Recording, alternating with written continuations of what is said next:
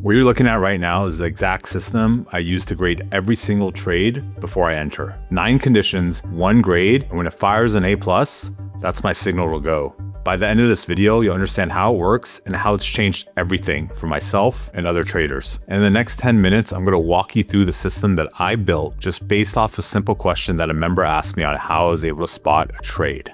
And if you don't know me, my name is Fifi Trades. Before starting TQE, which is the trade qualification engine, I was one of the lead analysts in one of the largest trading communities online. And then I branched off and started my own thing about 4 months ago. And since then, my community has grown to about 600 members. These are real members, real accounts, not typical results all the time. Trading does involve risk, and these members put in the work and the time to nail down the framework and the system. So let's start with the first one that I built, the trend spine. All right, so I want to walk through an example here. I'm actually on the SPY weekly chart, and we can see here that around early February 2nd here to be exact, the trend spine started to turn orange. This is a screenshot from our Discord, right? Where a member on February 1st basically said, hey, it's interesting, the trend spine on the weekly is now showing up orange for the first time since May. It'll be really fascinating if we see a breakdown in the weekly trend spine picked it up early, right? And this is right after I was saying, hey, I'm calling for 613 on SPY. So here it is, from February 2nd to when he mentioned this to the low, we dropped about 10%, right? So just another example of how we could use these tools to,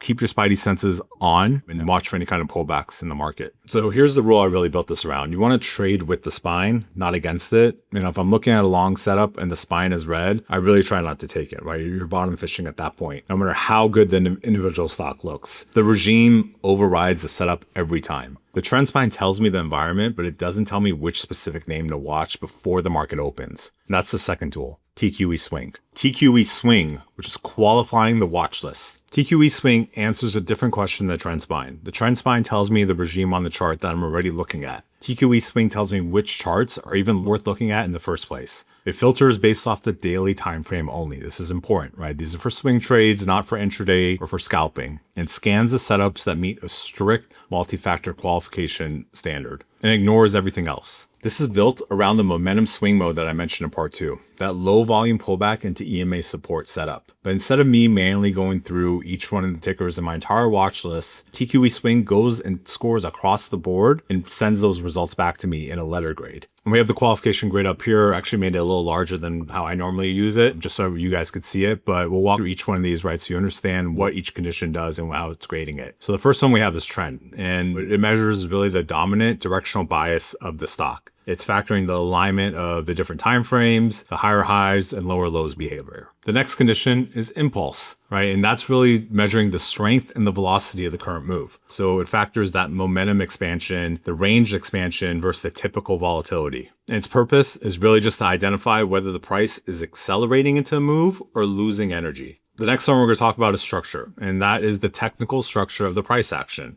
It factors the breaking of the key levels, the consolidation versus expansion, and its main purpose is whether the price is building a tradable structure or just moving randomly. The next one we're looking at is squeeze, and what it measures is the periods of volatility compression before that expansion. Squeeze often precedes the explosive move, so this condition helps identify when the market is really coiling for that expansion. The next condition that we score off is flow. And what that measures is the participation, the liquidity behind the move, right? That the purpose of this is really to see if there's increased participation, institutional money and funds behind this buying, right? Is there real volume coming into it, or is it just a low volume float up from retail? The next condition is location, and what it measures is where the price currently sits within the broader trading range or trend cycle. And its purpose is really to help find if price is extended, if it's balanced, or if it's really positioned for that reversal or continuation. The next one, probably the most important when you're really looking to see if a trade is executable, like if you're ready to go, is that trigger. Is there a specific event that activates that trade setup? Even if all the conditions are favorable, a trade is only considered when the clear trigger event occurs. So what we're looking for is 100 on the trigger. And the last condition is threshold. And the purpose behind this is really to filter out what those low probability setups are so that we're only looking at higher quality trades. And the great thing about TQE Swing, it's going to grade both the bull setup and bear setup for you, right? And what we're looking for really for bull qualified or bear qualified is a score of 90 or higher. So we can take a look at Merck here in mid-December, it fired off that score of about 93. And we can see, look at the move that it made from here, all the way until, let's say, even if you take it from here for like a month out, it made a 13% 15% move. If you would have rode it out even further to February, it made a 24% move, right? And then even further out to late February, you got 27% move in the underlying stock, all because TQE Swing called it out here. And one of the great things about being a member in our Discord is we actually have a full watch list of about 600 stocks, and we fire off alerts at the end of each day for TQE Swing, right? So if you don't have the stocks on your watch list, right, you could go through here at the end of the day and scan through and say, okay, Roku got a 92 score on bull, McDonald's got a bear score, right? So these are setups that we identify for you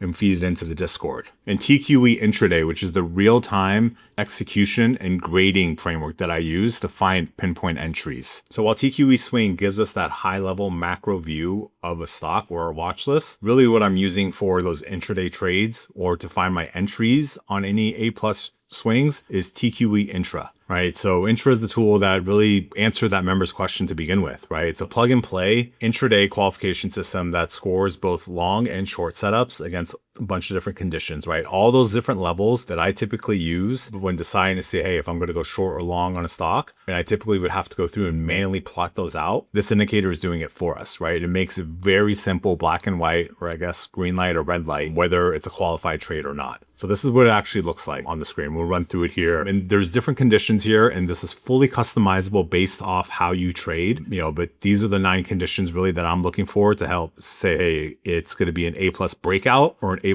breakdown, right? And what it's going to do is it's going to give out a letter grade based off these different conditions being met. So the first one is last week's high or low. Is the price below last week's high or low? If it's above it, we know that our directional is going to be bullish. Next one is Monday's high or low. And using Monday's candle has been a major part of my framework recently, right? That's kind of been what sets the bias for the week. If a stock is above Monday's candle or below it, right? So we're looking at that. We're looking if it's above the previous day high or low. We're looking at the pre-market. We're looking at the 15-minute orb. We're looking at the 9 EMA on the 5-minute chart. We're also looking at the ATR extension against the 50 SMA and then VWAP as well, right? And again, all these are fully customizable. If you say, hey, I don't care about last week's or I don't care about Mondays, that's fine. You could turn it off, right? But obviously, the more levels that you have checked off, the more confidence you have, right? And when looking at day trading or scalping, this is my go-to. If it fires off an A+ for a long or a short, the hit rate is incredible, right? And these alerts are actually also being sent to the Discord for members in real time throughout the day. So walk through an example here, right? So, typically what we'd have to do, right, is when you're day trading, you usually have to go through here and plot out all these different lines manually or use different kinds of tools. Last week, like I mentioned, the pre-market, more, all that stuff, you might have to go through and manually go through it and plot it out. This is doing it for you automatically. I actually, because I have this, I don't even, personally, I don't use these plots, right? I like my charts clean. So I don't use it. I'll turn it off. I'll use the VWAP. And then I actually, like I mentioned, I use the trend spine too in place of EMAs. So here we go. We're looking at Apple here, and we can see here, it scored a 6 out of 7 here. And I think the only condition that it didn't meet at this point was the fact that it didn't break the orb. So we can go back here. Yep, it was still obviously inside the pre-market and still inside of the orb.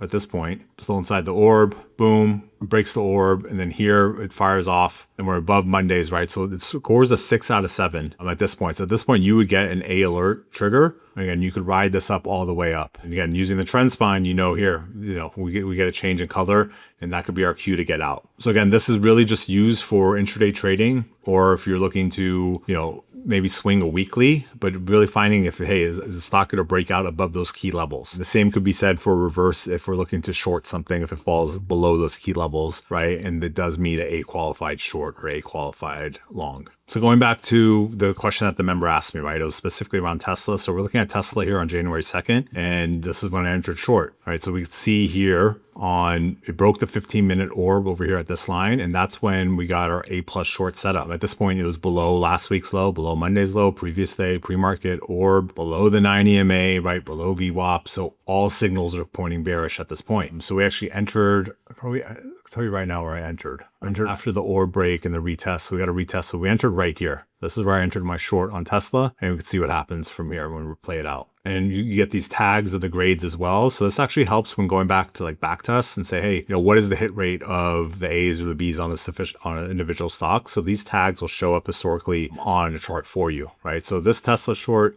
from this day, let's see, we got paid like 300% on them. Tesla moved down. about 3.5% that day. This was flagged in my head. This is before I built this out, right? But again, this is pretty much the concept and the framework for TQE Intraday to help spot these setups where it does drop below key levels. What TQE Intraday is really helping us find is those A+ setups, right? Because that's what we want to be taking. We don't want to be taking those C's or B's. We want to be taking those A+ setups that have high probability for success. This is exactly why I built this out. Let's bring this back to the members' question. If they asked me today how I spotted that short, here's how it actually showed them. The trend spine was red, there was bearish regime, the sellers were in control, TQE Swing had already flagged the name in a bearish mode with a high score in the pre-market. So it was on my radar before the session even started. And on TQE Intraday, it scored an A+. It was below the pre-market low, it was below the orb, it was below Monday's low, and it was below last week's low. All those things let me know that the sellers were in control. 3 independent tools all gave the same conclusion, the same confluence. That's not instinct anymore, that's the system. But here's the thing I want to be honest about before the next video. Having a framework and actually trading it consistently, those are 2 different things.